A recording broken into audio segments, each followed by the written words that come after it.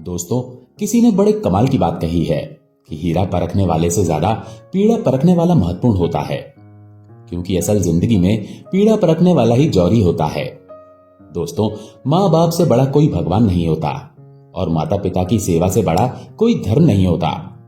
जिस माता पिता ने दिन रात मेहनत करके आपके जीवन को सुंदर और स्वस्थ बनाने के लिए अपनी जवानी को खपा दिया कि मेरा बेटा अपने पैरों पर खड़ा हो सके और जीवन में तरक्की कर सके, पता नहीं अपने जीवन में कितने अभावों को झेलकर आपको कभी दुखी नहीं होने दिया, कभी किसी चीज का अभाव महसूस नहीं होने दिया। बेटे की जरा सी खुशी के लिए माता पिता अपना सब कुछ न्यौछावर कर देते हैं। बेटे को जब छोटी सी चोट लग जाती है तो माता पिता कितने बेचैन हो जाते हैं। बेटा अपने माता पिता के कपड़ों को कितनी बार गंदा करता है, लेकिन माता पिता कभी कोई शिकायत नहीं करते। लेकिन दोस्तों, जब वही माँ बाप बूढ़े हो जाते हैं तो एक बेटा उनके साथ कैसा व्यवहार करता है? क्या माँ बाप के चोटिल होने पर बेटा उतना ही बेचैन होता है? क्या एक बेटा अपने बाप के लिए वो सब कुछ करता है जो कभी उसके बाप ने अपने बेटे के लिए किया था? दोस्तों, माता पिता को इस धरती का भगवान माना जाता है। आप भगवान को एक लोटा जल भले ही ना चढ़ाएं, लेकिन माता पिता की सेवा करके देखिए, आपको कितना सुकून मिलेगा। जितना सुकून आपको घंटों पूजा पाठ करने के बाद भी नहीं मिलेगा, वो सुकून आपको माँ बाप की सेवा करने के बाद मिलेगा। दोस्तों, ये कहानी एक सेठ की है जिसका नाम धर्मदास था। शाम का समय हो चुका था। सेठ धर्मदास अपनी ड्यूटी पूरी करके जब घर की तरफ आते थे तो रास्ते में रोज उन्हें एक बच्चा भीख मांगते हुए मिल जाता था, जो उनसे कहता था कि बाबूजी, मुझे बहुत जोरों की भूख लगी है, कुछ पैसे दे दीजिए। धर्मदास जी को उस पर दया आ जाती और उसे रोज 10, 20 या कभी 100 रुपए भी दे दिया करते थे। एक दिन की बात है, धर्मदास जी के ऑफिस की छुट्टी थी, तो उस दिन धर्मदास जी अपनी पत्नी मालती के साथ मंदिर गए हुए थे। लेकिन वो लड़का रोजाना की तरह उस दिन भी धर्मदास जी के आने का इंतजार करता रहा। लेकिन जब दोपहर से लेकर शाम होने लगी तो वो लड़का निराश होकर वहां से जाने लगा। तभी उसे दूर से धर्मदास जी अपनी पत्नी के साथ नजर आ गए। वो उन्हें किसी दूसरे रास्ते से जाते हुए दिखाई दिए। उसने दौड़कर उन्हें जोर से आवाज लगाई कि बाबूजी, बाबूजी। धर्मदास जी को तो नहीं, पर उनकी पत्नी मालती को किसी की आवाज सुनाई दी। उन्होंने जब पीछे मुड़कर देखा तो एक लड़का उन्हें ही आवाज लगा रहा था और हाथ देकर रोकने की कोशिश कर रहा था। तभी मालती जी ने कहा, अजी, गाड़ी रोकिए, कोई आपको आवाज लगा रहा है। तभी धर्मदास जी को याद आया कि आज उन्होंने उस लड़के को खाने के लिए पैसे नहीं दिए, शायद वही लड़का आवाज लगा रहा होगा। उन्होंने अपनी गाड़ी को किनारे खड़ी किया और उसके पास आने का इंतजार करने लगे। जब वो लड़का पास आया तो उन्होंने उसे 50 रुपए निकाल कर दे दिए। ये देखकर मालती जी बोली, इसे पैसे क्यों दे रहे हैं? तो उस लड़के ने कहा, मेम साहब, मेरा नाम भोला है और मैं अनाथ हूं। मेरे माता पिता नहीं है और इसलिए मैं भीख मांग कर खाता हूं। ये कहते हुए उस लड़के की आंखें भर आईं। तो मालती जी ने अपने पर्स से 500 रुपए निकालकर उस लड़के के सर पर हाथ रखते हुए कहने लगी, लो बेटा, इन पैसों से कुछ काम कर लेना, लेकिन आज के बाद कभी भी भीख मांगकर नहीं खाना, क्योंकि एक बार भीख मांगने का मतलब 100 बार मरने के समान होता है। मालती जी की कही हुई बात भोला के दिल को छू गई। उसने उनके द्वारा दिए गए सारे पैसे अपनी जेब में रख लिए और मनी मन खुद से ढेरों सवाल जवाब करते हुए आगे चलने लगा। वो अभी कुछ ही दूर चला था कि उसने देखा कि एक आदमी जिसके दोनों हाथ नहीं हैं, वो अपने दोनों पैरों से कोई करतब दिखा रहा है। उसके करतब को देखने के लिए बहुत सारे लोगों की वहां पर भीड़ लगी हुई थी और बीच बीच में लोग तालियां बजाकर उसका उत्साह बढ़ा रहे थे। उस आदमी के साथ एक और व्यक्ति था जो कि स्वस्थ दिखाई दे रहा था। करतब करने के बाद वो आदमी जो उस विकलांग के साथ आया था, वो वहां पर उपस्थित सभी लोगों को एक कहानी सुनाने लगा। वो कहने लगा कि एक दिन शाम के समय मैं एक सुनसान रास्ते से निकल रहा था। वहां से निकलते हुए मैंने किसी बच्चे के रोने की आवाज सुनी। जब मैंने थोड़ा अंदर की तरफ झांक कर देखा तो मेरे होश उड़ गए। वहां पर एक मासूम बच्चा पड़ा था। जन्म लेते ही उसके माँ बाप ने उसे झाड़ियों में फेंक दिया था, क्योंकि वो विकलांग था। उन्होंने उसे इसलिए फेंक दिया ताकि इससे उन्हें छुटकारा मिल जाए और ये नन्ही सी जान कुछ देर में तड़प तड़प कर मर जाए। लेकिन वो लोग ये नहीं जानते थे कि मारने वाले से बड़ा बचाने वाला होता है। वो बच्चा कोई और नहीं बल्कि हमारा यही लल्ला था। सभी लोग तालियां बजाने लगे। भोला ने उसकी कहानी सुनी तो उसकी आंखें भर आईं। उसने सोचा भगवान ने उसके दोनों हाथ छीन लिए, फिर भी ये लड़का कितनी कुशलता के साथ खुश होकर लोगों को अपना कर्तव्य दिखा रहा है और पैसे भी कमा रहा है। फिर मुझे तो भगवान ने सही सलामत दो दो हाथ दिए हैं, तो फिर मैं भगवान से शिकायत क्यों कर रहा हूं कि उसने मुझे अनाथ क्यों छोड़ दिया। उन्होंने मुझे सोचने के लिए बुद्धि दी है, काम करने के लिए ठीक से हाथ पैर दिए हैं और चलने के लिए पैर दिए हैं और देखने के लिए मुझे दो आंखें दी हैं, तो फिर मुझे तो किसी चीज की कमी ही नहीं है। नहीं, आज से मैं भीख नहीं मांगूंगा, आज से मैं मेहनत करके ही खाना खाऊंगा। जब वो आदमी विकलांग होकर मेहनत की कमाई खा सकता है तो मैं क्यों नहीं। बस फिर क्या था। कहते हैं ना, जहां चाह होती है वहां राह भी अपने आप मिल जाती है। बस यही हुआ भोला के साथ। उसके कानों में बस वही शब्द गूंज रहे थे, एक बार भीख मांगना मतलब 100 बार मरने के बराबर होता है। इसलिए आज उसने अपने मन में यह ठान लिया था कि चाहे उसे कितनी भी मेहनत करनी पड़े वो करेगा, लेकिन भीख नहीं मांगेगा। बस यही सोचते हुए भोला चले जा रहा था। तभी उसे एक चाय वाले के ठेले पर बहुत भीड़ लगी हुई दिखाई देती है। भोला भी वहां जाकर चुपचाप खड़े होकर देखने लगा कि किस तरह से वो चाय वाला बार बार चाय बना रहा था और लोग उसकी चाय को किस हद तक पसंद करते थे। उसने भी उस दिन उस बूढ़े आदमी की चाय खरीद कर पी, ये देखने के लिए कि चाय का स्वाद कैसा है और वो चाय में क्या क्या डालता है। उसने चाय वाले से कहा, अंकल जी, आप ये चाय का धंधा कब से करते हैं। भोला की बात सुनकर चाय वाले ने कहा, बेटा, ये धंधा मेरे पिताजी भी किया करते थे। भोला ने सोचा कि तभी ये इतनी कुशलता से चाय बना रहे हैं, लेकिन क्या मैं इतनी कुशलता से चाय बना पाऊंगा। उसने उस चाय वाले से पूछा कि अंकल, क्या मैं ये धंधा कर सकता हूं। उस चाय वाले ने कहा, हाँ बेटा, बिल्कुल कर सकते हो, लेकिन यहां आसपास मत करना, क्योंकि मेरा ठेला बहुत पुराना है और यहां पर सारे मेरे ग्राहक बंधे हुए हैं, तो मेरे ही पास आएंगे। इसलिए तुम ऐसा करो कि बाजार के दूसरे छोर पर जाकर अपना ठेला लगा लो। भोला उस चाय वाले की बात सुनकर बहुत प्रसन्न हुआ और बाजार के दूसरे छोर पर चला गया और चाय बनाने के लिए सारे सामान की व्यवस्था करने लगा। अगले दिन भोला ने वहीं अपना तिरपाल लगाकर अपने रहने की व्यवस्था भी कर ली थी। अब भोला रोज सुबह जल्दी उठता और नहा धोकर भगवान की पूजा अर्चना करता, भगवान का नाम लेता और इसके बाद चाय बनाता। भोला सुबह से चिल्लाता कि आइए आइए, चाय पीकर अपना दिन अच्छा बनाइए। क्या लेकर आए हैं और क्या लेकर जाएंगे, चाय पीकर ही तो अपना मूड ठीक बनाएंगे।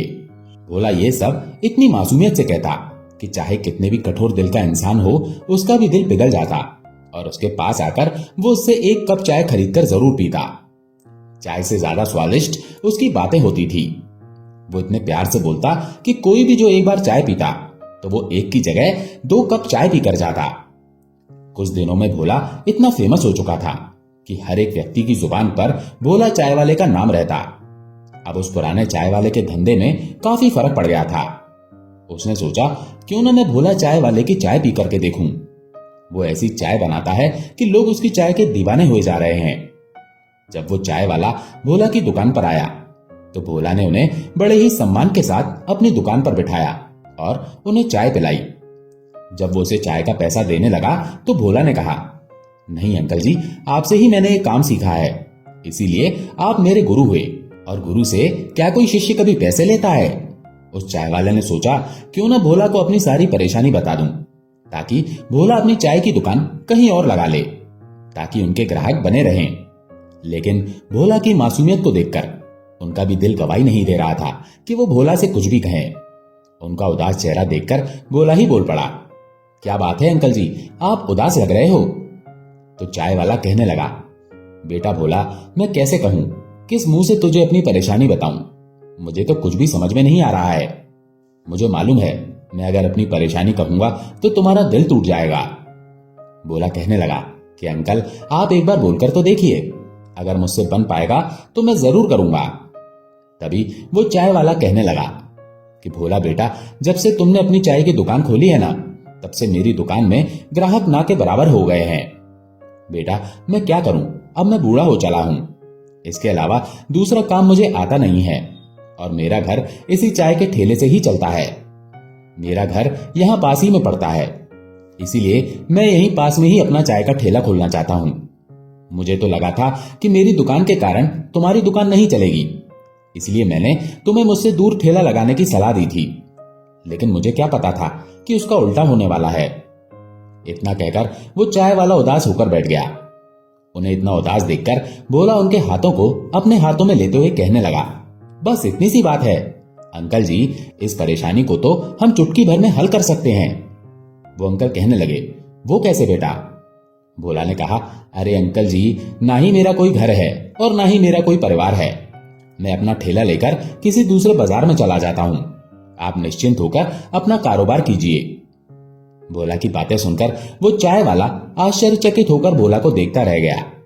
उसके मुंह से एक शब्द भी नहीं निकल पाया और वो मनी मन भोला को ढेरों आशीर्वाद देते हुए शर्मिंदगी से अपना सिर झुकाए वहां से चला गया। अगले दिन ही भोला ने अपना सारा सामान समेट लिया और दूसरे शहर का रास्ता पकड़ लिया। अब वो वहां से कहां जाए उसे तो कुछ भी समझ में नहीं आ रहा था। उस दिन उसे अपने माता पिता की कमी खल रही थी।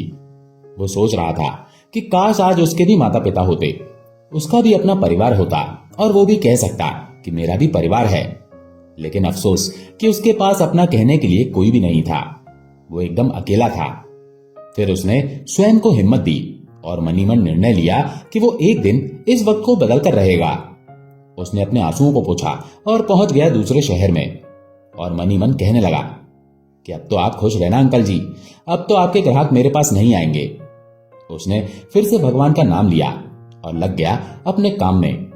वहां भी वो यही लाइन दोहराता जो लाइन वो पहले बोलता था। भोला के उन मासूमी भरे शब्दों से प्रभावित होकर लोग वहां रुकने लगे और सोचते, अरे एक कप चाय ही तो पीनी है, यहां पिए या कहीं और जाकर पिए, क्या फर्क पड़ता है? अगर इस मासूम के पास ही पी लेंगे तो इसका भी भला हो जाएगा। यही सोचकर कुछ लोग उसके पास रुककर चाय पीते तो कुछ उसकी वो मासूमियत भरी लाइन को बार बार सुनने के लिए, बोलने के लिए उससे कहते और चाय का मजा लेते। इस प्रकार भोला धीरे धीरे वहां भी अपनी चाय के लिए प्रसिद्ध हो गया। अब तो कई बड़े अमीर घरों के लोग अपने घर की छोटी मोटी पार्टी में भोला चाय वाले को ऑर्डर देने लगे, जिससे भोला की अच्छी खासी कमाई होने लगी। 7-8 महीने काम करने के बाद अब भोला ने उस शहर में एक छोटा सा फ्लैट खरीद लिया और धीरे धीरे अपना घर भी बनवाने लगा। उसने नीचे पूरी दुकान और ऊपर अपने रहने के लिए घर बनवा लिया और देखते ही देखते भोला चाय वाले की 2 मंजिल से 3 मंजिल की बिल्डिंग बनकर तैयार हो गई। अब उसके लिए अच्छे अच्छे घरों से रिश्ते भी आने लगे। कुछ समय बाद उसने एक सुशील संस्कारी लड़की को देखकर विवाह भी कर लिया। उधर जो सेठ धर्मदास जी और मालती जी थे वो धीरे धीरे बूढ़े हो चले थे। उन्होंने भी अपने दोनों बेटों को खूब पढ़ाया लिखाया और इस काबिल बनाया कि उनके दोनों ही बेटे अपने पैरों पर खड़े हो गए। धर्मदास जी ने अपने दोनों बेटों की शादी भी करवा दी। दोनों बेटों और उनकी पत्नी अपने माँ बाबूजी से दूर दूसरे शहर में रहते थे। कुछ समय बाद दोनों बेटों के घर पुत्र और पुत्री का आगमन हुआ।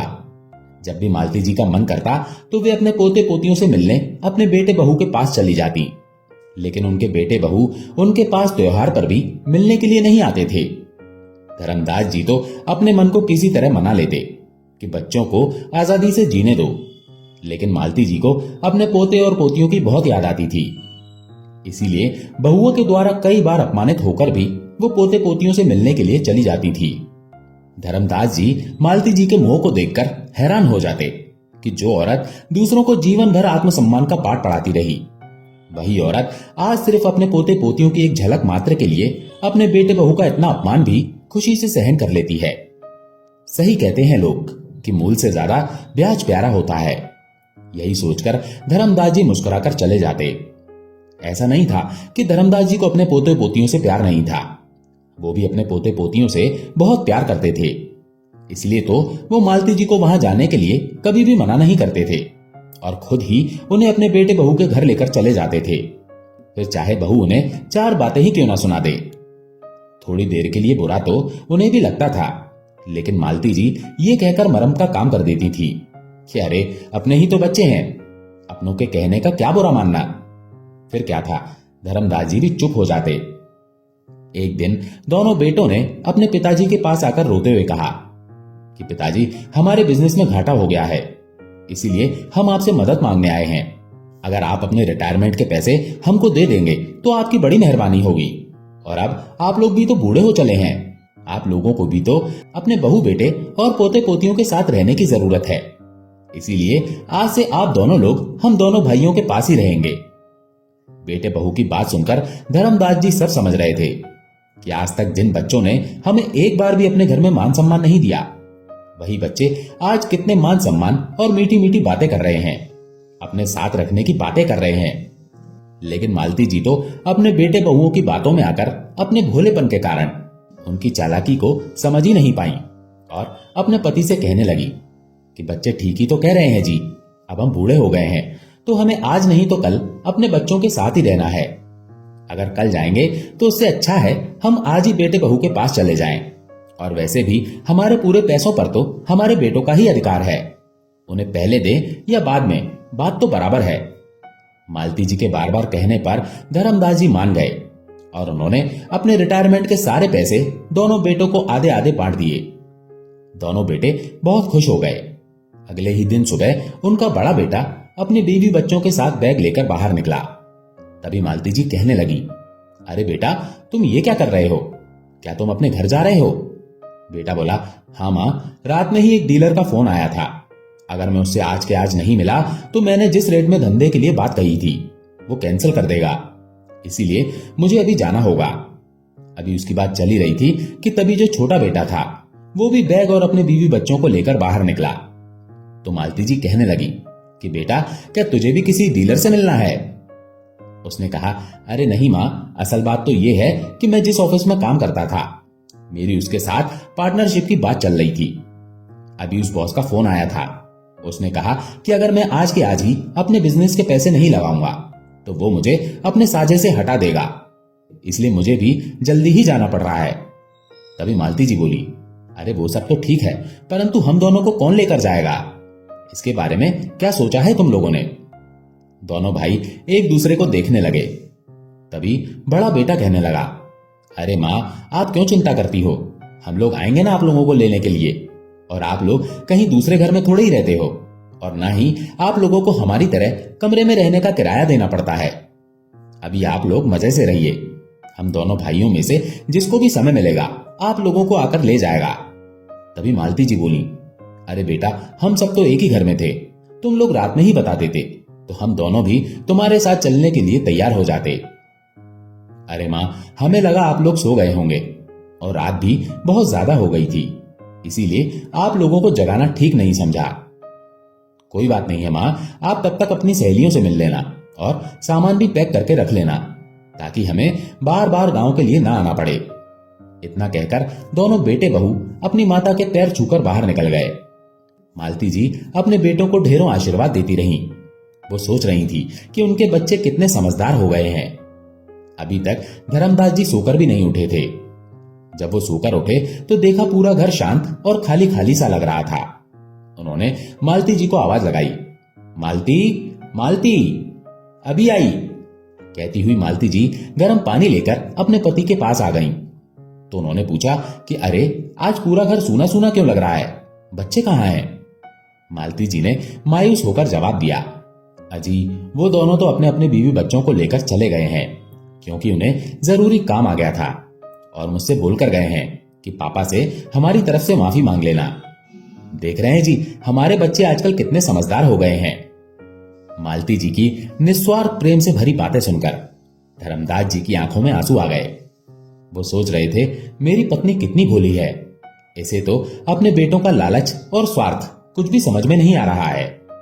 लेकिन वो अपने बेटों की सच्चाई बताकर अपनी पत्नी को दुखी नहीं करना चाहते थे, पर वो अपने बेटों की मक्कारी को अच्छी तरह से समझ रहे थे कि वो लोग यहाँ सिर्फ पैसे लेने के लिए ही आए थे और पैसे मिलते ही वो सब के सब गायब हो गए। उन्हें अपने माँ बाप से कोई लेना देना नहीं है, इसलिए तो हमें अपने साथ लेकर नहीं गए। ऐसा करते करते 1-2 महीने बीत गए। तभी एक दिन धर्मदास जी अचानक अपने ही घर की सीढ़ियों से फिसलकर गिर पड़े। उनकी कमर में बहुत चोट आ गई। मालती जी अपने पड़ोसी की मदद से उन्हें पास के अस्पताल में लेकर गईं। वहां जाने पर डॉक्टर ने बताया कि उनके कमर की हड्डी फ्रैक्चर हो गई है, उनका जल्दी से जल्दी ऑपरेशन करना पड़ेगा, वरना बहुत बड़ी परेशानी हो जाएगी। यदि ज्यादा देर हो गई तो शायद धर्मदास जी कभी अपने पैरों पर खड़े नहीं हो पाएंगे। डॉक्टर की इस तरह की बातें सुनकर मालती जी घबरा गईं। उन्हें कुछ भी समझ में नहीं आ रहा था कि वो क्या करें। उनके पास जितने भी पैसे थे वो सब उन्होंने जमा करवाए। उन्होंने अपनी सहेली को सारी परेशानी बताई। सहेली बोली, अरे मालती, अपने बेटों को जो तुमने पैसे दिए थे अब तो पूरे 2 महीने लगभग बीत चुके हैं। अब तक वो दोनों बिजनेस में अच्छा खासा कमा भी चुके होंगे, तो क्यों ना तुम उनसे ही अपने पैसे मांग लो। इस तरह से इलाज भी हो जाएगा। अपनी सहेली की बात सुन के मालती जी को वो बात बड़ी उचित लगी, इसलिए उन्होंने तुरंत ही अपने बड़े बेटे को फोन लगाया और उसे सारी बात बताते हुए रोने लगी। बेटे ने कहा कि मां, आप शांत हो जाइए, अभी तो फिलहाल मेरे पास पैसे नहीं हैं, क्योंकि पापा ने जितने भी पैसे दिए थे वो तो सारे मैंने खर्च कर दिए हैं। अगर छोटे भाई के पास कुछ होंगे तो उससे बात करके देख लीजिए। मैं 2-4 दिनों के बाद आपको फोन करता हूं। इतना कहकर उसने फोन रख दिया। मालती जी बड़े बेटे की बात सुनकर दंग रह गईं। उन्हें यकीन नहीं हो रहा था कि वो अपने जिन बेटों को समझदार समझ रही थी, समय आने पर वही बेटे ऐसे जवाब देंगे। फिर भी मजबूर होकर उन्होंने अपने छोटे बेटे को फोन लगाया और उसे भी सारी बात बताई। तो उसने भी कह दिया, क्या मां, आपको क्या लगता है कि पैसे एक जगह पर रुकने वाली चीज है? अरे पैसा इधर से आता है और उधर से निकल जाता है, इसे ही तो बिजनेस कहते हैं। और मैंने तो सारे पैसे अपने बिजनेस में लगा दिए। अब आप अचानक पैसों की मांग कर रही हैं तो मैं कहां से ला कर दूं? मेरे पास तो पैसे की उम्मीद मत करना आप। उसने भी अपने पिता की तबीयत के बारे में बिना पूछे ही फोन काट दिया। अब मालती जी को समझ में नहीं आ रहा था कि वो क्या करें। जिन बेटों के लिए उन्होंने अपना सब कुछ लुटा दिया, वो बच्चे समय आने पर अपने माँ बाप को आंखें दिखा रहे हैं। यही सोचकर मालती जी रो पड़ी, लेकिन फिर भी उन्होंने हिम्मत नहीं हारी और अपने सारे गहने जेवर बेचकर अपने पति का इलाज करवाने लगी। इसी बीच उनके कुछ रिश्तेदार भी उनसे मिलने के लिए आए।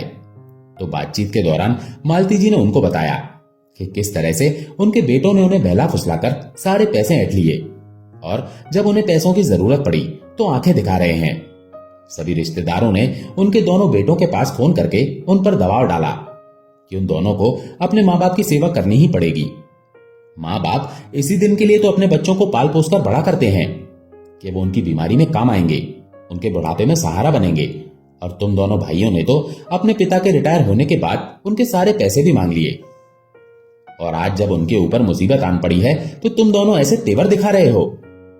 तुमको अभी के अभी अपने पिता को अपने साथ लेकर जाना होगा, वरना हम लोगों के पास दूसरा रास्ता भी है। लोगों के द्वारा धमकी देने पर बड़ा बेटा अपने माँ बाबूजी को बेमन से ही सही लेकिन अपने घर लेकर गया। अब धर्मदास जी को अच्छे अस्पताल में भर्ती किया गया। वहां की फीस और दवाई के खर्चे बहुत ज्यादा थे। बड़ा बेटा तो 5 दिन में ही खर्च करके थक गया। उसने तो अपने हाथ खड़े कर लिए और अपनी माँ से साफ साफ कह दिया कि माँ, पिताजी के इतने खर्चे हैं, मैं अकेला इतना खर्चा नहीं उठा सकता। मालती जी कहने लगी कि बेटा, छोटे बेटे से बोल दो, उससे भी मदद ले लो, उसे भी तो तेरे पिताजी ने पैसे दिए हैं। मालती जी के इतना कहने की देर थी कि उनके बेटे का गुस्सा फूट पड़ा। वो क्रोध के मारे चिल्लाता हुआ कहने लगा, माँ, आप लोगों ने चंद पैसे क्या दे दिए, हम पर बड़ा एहसान कर दिया, जो बार बार एक ही बात कहकर हमको जलील करती हो। एक तो सारी रिश्तेदारी में हमारी बेइज्जती करवा दी, फिर भी आपका पेट नहीं भरा तो आए दिन बस अपने पैसों की धौंस देती रहती हो। कितने पैसे चाहिए आपको बता देना, मैं अभी के अभी दे दूंगा, और फिर अभी के अभी मेरे घर से निकल जाओ और फिर कभी अपनी शक्ल मत दिखाना मुझे। चिल्लाता हुआ बड़ा बेटा वहां से बाहर चला गया। बेचारी मालती जी आंसू बहाती हुई वहीं बैठी रहीं। उन्हें समझ में नहीं आ रहा था कि वो क्या करें। उन्होंने जल्दी से घर के सारे कामकाज किए और अपने पति के लिए टिफिन में खाना पैक किया और अस्पताल जाने के लिए वहां से निकल पड़ी। वहां जाकर अपने पति को खाना खिलाया। तब तक नर्स ने आकर कहा कि मैडम, आपको डॉक्टर साहब से मिलना है। डॉक्टर साहब ने आपको बुलाया है, लेकिन आप यहां पर थी नहीं। तभी मालती जी दौड़कर डॉक्टर के पास जाती हैं। तो डॉक्टर ने कहा कि धर्मदास जी के ऑपरेशन में करीब 2 लाख लगेंगे।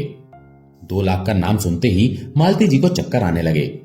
वो मनी मन सोचने लगी कि काश हमने अपने दोनों बेटों को सारे पैसे नहीं दिए होते तो आज अपने पति का कितने अच्छे से इलाज करवा लेती और बेटे बहू के आगे हाथ भी नहीं जोड़ना पड़ता। सारी गलती मेरी ही है। अगर मैं बार बार पैसे देने के लिए ना कहती तो मेरे पति इन नालायकों को पैसे नहीं देते। लेकिन मेरी आंखों में तो पुत्र मोह की पट्टी बन चुकी थी। वो ये सोचकर रो पड़ी। वो अपने आप को संभालती हुई बोली, सर मैं पैसों की व्यवस्था करने के बाद आपको बताती हूं। तो डॉक्टर कहने लगा, जितना जल्दी करोगे उतना ठीक रहेगा। मालती जी अब क्या करें, उन्हें कुछ भी समझ में नहीं आ रहा था।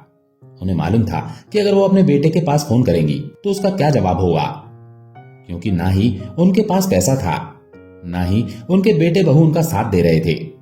फिर भी मालती जी ने हिम्मत करके अपने बेटे को फोन लगाया। बार बार फोन लगाने के बाद भी जब उसने अपनी मां का फोन नहीं उठाया तो मालती जी ने सोचा क्यों ना वो उसके घर पर ही चली जाएं। आमने सामने बैठकर बात करने से शायद वो समझ जाए। यही सोचकर मालती जी अपने छोटे बेटे के घर जाने के लिए निकल पड़ी। पर जब वो छोटे बेटे के घर गईं तो उसके घर पर ताला लगा हुआ था। उन्होंने जब उनके पड़ोसी से पूछा तो उन्होंने बताया कि उसने तो ये मकान बेच दिया है और कहीं दूसरी जगह घर खरीद लिया है। मालती जी ने उसके नए घर का जब पता पूछा तो उन्होंने कहा कि नए घर का पता मुझे मालूम नहीं है। मालती जी परेशान होकर वहां से वापस अस्पताल जाने के लिए निकल पड़ी। सोचते सोचते पागलों की तरह वो कभी दौड़ती तो कभी चलती हुई चली जा रही थी कि तभी वो एक कार से टकरा गई। वो कार वाला उन्हें टक्कर मारकर बड़ी तेजी से भागने की कोशिश कर रहा था, पर कुछ ही दूरी पर ट्रैफिक पुलिस खड़ी थी। उन्होंने उसे देख लिया और तुरंत उस गाड़ी वाले को पकड़कर अपने कब्जे में ले लिया। कुछ लोगों ने मालती जी को उठाया और उन्हें पानी पिलाया। मालती जी को कोई खास चोट नहीं आई थी और वो पूरे होश में थी। जब उन्होंने उस कार के मालिक को देखा तो वो हक्की बक्की रह गई। वो आदमी कोई और नहीं बल्कि उनका छोटा बेटा था। उसने जब अपनी मां को देखा तो उसने गिरगिट की तरह रंग बदलते हुए कहा, अरे मां आप यहाँ, पापा की तबीयत कैसी है? मैं तो आपसे और पापा से मिलने के लिए ही जा रहा था। बेचारी मालती जी जब उन्होंने अपने बेटे के मुंह से ऐसी बातें सुनी तो उनकी आंखों से आंसू बहने लगे और उन्होंने कहा कि हाँ बेटा, चल बेटा जल्दी से अस्पताल चल, वहां तुम्हारे पिता तुम्हारा इंतजार कर रहे हैं। ये देखकर पुलिस वाले उससे कहने लगे, अरे ये क्या, तुम अपनी गलती छुपाने के लिए कहीं झूठ तो नहीं बोल रहे हो? तभी उनका बेटा बोला, नहीं नहीं साहब, मुझे मेरे पिताजी की बहुत चिंता हो रही थी, इसीलिए मैं हड़बड़ी में गाड़ी चला रहा था तो गलती से मां से ही टक्कर हो गई। पुलिस वाले ने कहा, अच्छा तो तुम कार में और तुम्हारी मां पैदल इस रास्ते पर कहां घूम रही है? कहीं तुमने अपनी मां को लड़ाई झगड़ा करके घर से बाहर तो नहीं निकाल दिया है? पुलिस वाले ने पूछा तो उसके बेटे का गला सूखने लगा। लेकिन मालती जी को तो उस समय अपने पति के पास जाने की जल्दी थी, इसलिए उन्होंने कह दिया कि नहीं सर, मैं तो यहाँ पास ही के मंदिर में अपने पति की सलामती के लिए प्रार्थना करने गई थी और मेरा बेटा तो सच में ही अपने पिता के पास जल्दी में अस्पताल जा रहा था, शायद इसलिए छोटा सा हादसा हो गया। कहती हुई मालती जी अपने हाथ पैर में लगी चोट पर ध्यान ना देते हुए उसकी कार में जाकर बैठ गईं और जल्दी से बेटे को अस्पताल चलने के लिए कह दिया।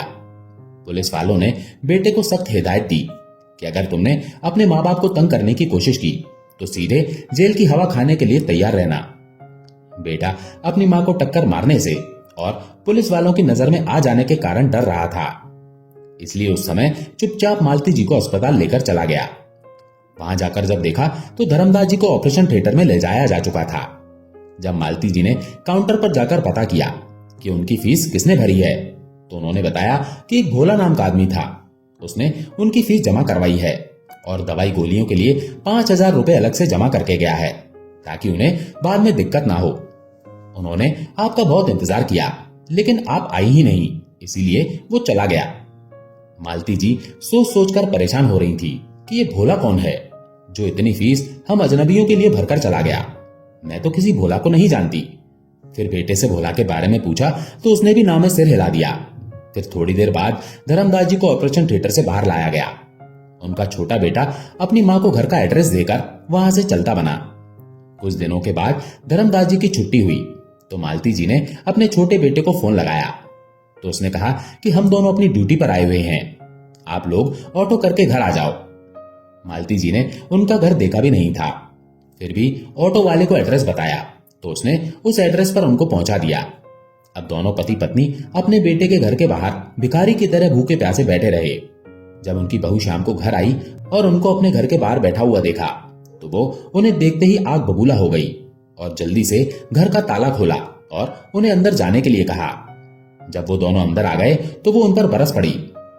आप लोग शाम होने के बाद नहीं आ सकते थे? आपको तो मालूम था ना कि घर में दिन भर कोई नहीं रहता है। बच्चे भी स्कूल चले जाते हैं और उसके बाद ट्यूशन चले जाते हैं। आज आप जैसे फटीचर लोगों के कारण हमारे आस पड़ोस में तो हमारी नाक कट गई। आप लोगों को किसी ने देखा होगा तो क्या सोचा होगा कि इनके घर में ये कौन भिखारी लोग आ गए। चिल्लाते हुए बहू ने मालती जी से कहा, चलिए अब जल्दी से काम पर लग जाइए। मैं तो दिन भर काम करके थक गई हूं और आप वहां से अस्पताल में कुर्सी तोड़कर आई हैं। बेचारी मालती जी ने अस्पताल में रहते हुए ना तो एक दिन भरपेट भोजन किया था और ना ही पूरी तरह से कभी रात्रि में सो पाई थी। फिर भी अपना दुखड़ा कैसे बताती, इसीलिए चुपचाप बिना किसी बहस के काम में लग गईं। अब तो मालती जी अपने छोटे बेटे के घर के सारे काम करती और बदले में रोज अपनी बहू द्वारा अपमानित होती रहती। एक दिन देर रात को धर्मदास जी पानी पीने के लिए उठे तो उन्होंने देखा कि उनके बेटे बहू के कमरे की बत्ती जल रही थी और वो कमरे के पास गए तो बेटे बहू आपस में बातें कर रहे थे। उनकी बहू उनके बेटे से कह रही थी कि मैं तो कहती हूं इन बूढ़े बूढ़ी को रास्ते से हटा देते हैं, फिर ना रहेगा बांस और ना बजेगी बांसुरी। तभी उनका बेटा कहने लगा कि अरे यार, माँ के एक्सीडेंट के बाद से पुलिस वालों ने मुझे सख्त हिदायत दे रखी है कि इनको कुछ भी नहीं होना चाहिए। अगर इनको कुछ भी हुआ तो उनके शक की सुई सीधी मेरी तरफ आएगी। तभी उसकी पत्नी कहती है, अरे मेरे भोले पति, मैंने उसका भी इंतजाम कर रखा है, तुम चिंता मत करो, तुम्हारे ऊपर कोई बात नहीं आएगी। किसी दिन अच्छा सा मौका देखकर इन्हें ऐसी मौत देंगे कि एक कान से दूसरे कान को खबर भी नहीं लगेगी। बहू की ऐसी बातें सुनकर धर्मदास जी की आंखों से आंसू बहने लगे और वो वापस अपने कमरे में चले गए। थोड़ी देर कुछ सोच विचार करते रहे, फिर मालती जी को उठाकर सारी बात बता दी और पूछा कि तुम्हारा एक्सीडेंट कब और किसने किया था। तो मालती जी ने उन्हें उस दिन की सारी बात बता दी कि किस तरह से अपने बेटे की कार से वो टकराई और पुलिस वालों ने उसे क्या कहा था। धर्मदास जी समझ गए कि उनके बेटे ने उन्हें किस मजबूरी में रखा है, वरना वो तो उन्हें अपने पास एक सेकंड भी नहीं रखता। उन्होंने मालती जी से कहा कि अपनी बेइज्जती कराने और बेमौत मरने से तो यही अच्छा है कि हम रातों रात कहीं चले जाएं। वो दोनों आंखों में आंसू लिए चुपचाप वहां से रात में ही निकल गए और चलते चलते सुबह हो गई तो एक चाय के ठेले पर रुककर दोनों ने चाय पी और फिर दोनों गांव जाने के लिए बस स्टैंड की तरफ चल पड़े। वो दोनों आंसू बहाते हुए चले जा रहे थे। तभी उसी रास्ते से भोला भी अपनी कार से जा रहा था। वही भोला जो कभी धर्मदास जी से भीख मांगता था, पर आज वो 3 मंजिल का मालिक बन चुका था। उसने अपनी कार रोकी और धर्मदास जी और मालती जी को गौर से देखने लगा और सोचने लगा कि ये तो वही अम्मा और बाबूजी हैं जिनकी वजह से आज मैं इस मुकाम पर पहुंच पाया हूं। वो तुरंत गाड़ी से नीचे उतरा और दौड़कर उन्हें जोर से आवाज लगाते हुए बोला, बाबूजी, बाबूजी। धर्मदास जी को यह आवाज जानी पहचानी सी लगी। उन्होंने जब मुड़कर देखा कि कोई अधेड़ उम्र का आदमी उनकी तरफ दौड़ते हुए आ रहा है। जब वो पास में आया तो धर्मदास जी उसे नहीं पहचान पाए और बोले, माफ करना बेटा, मैं आपको नहीं पहचान पाया। तभी भोला कहता है, बाबूजी, मैं आपका भोला हूं। आपने अपने भोला को नहीं पहचाना? और अम्मा, आपने तो मुझे भीख मांगने के लिए मना किया था ना, फिर भी आज आप मुझे नहीं पहचान पाई। अरे अम्मा, आज आपके आशीर्वाद से ही मैं एक काबिल इंसान बन पाया हूं। चलिए बाबूजी, आज आपका बेटा भोला आप लोगों को अपनी मेहनत की कमाई से खिलाएगा। उसमें भीख का 1 रुपया भी नहीं है, बल्कि अम्मा जी आपके द्वारा दिए गए 500 रुपए और बाबूजी द्वारा दिए गए 50 रुपए से तैयार किए गए कारोबार से आपका बेटा आज इस मुकाम तक पहुंच पाया है। आपके उन 550 रुपए का ब्याज ही है जो आपके बुढ़ापे में सहायता प्रदान करेगा। भोला की बातें सुनकर धर्मदास जी और मालती जी की आंखों में आंसू आ गए और वो दोनों भोला के साथ उसके घर चले गए। वहां जाकर देखा तो भोला की 3 मंजिल की इमारत किसी बंगले से कम नहीं लग रही थी। धर्मदास जी और मालती जी एक दूसरे की तरफ देखकर खुश हो रहे थे। बातों ही बातों में भोला ने उन्हें बताया कि उसने अस्पताल में उनके ऑपरेशन का बिल भरा था, क्योंकि वो उस समय अपनी पत्नी के साथ किसी से मिलने के लिए गया था। तभी उसे पता चला कि आपका पैसों के कारण इलाज नहीं हो पा रहा है। मैंने वहां रुककर आपका बड़ा इंतजार किया, पर आप नहीं आए और जब दोबारा गया तो आप लोग वहां से जा चुके थे। अब धर्मदास जी और मालती जी खुशी खुशी भोला के घर में रहने लगे। वहां उन्हें खूब मान सम्मान मिलता और भोला को भी माता पिता का प्यार मिला। इधर धर्मदास जी के बड़े बेटे को कैंसर की बीमारी हो गई और वो बिस्तर पर पड़ा रहने लगा, और छोटा बेटा जो था उसको बिजनेस में घाटा होने के कारण अब वो भी नशे में धुत रहने लगा। जिसके कारण उसके बीवी बच्चे उसे छोड़कर अपने पिता के घर जा चुके थे। आज भगवान ने उन दोनों की ऐसी दुर्गति कर दी थी कि अब दर दर भटकने के सिवाय उनके पास कुछ भी नहीं बचा था। इसीलिए सच कहा है किसी ने कि बोए बीज बबूल का तो आम कहां से होए। जो जैसा बीज बोता है उसे वैसा ही फल काटना पड़ता है। जो जैसा किसी के साथ करता है उसे वैसा ही भोगना पड़ता है। इसीलिए हमेशा अच्छा करो ताकि आपका जीवन भी अच्छा रहे। दोस्तों, ये कहानी आपको कैसी लगी एक प्यारा सा कमेंट करके जरूर बताना।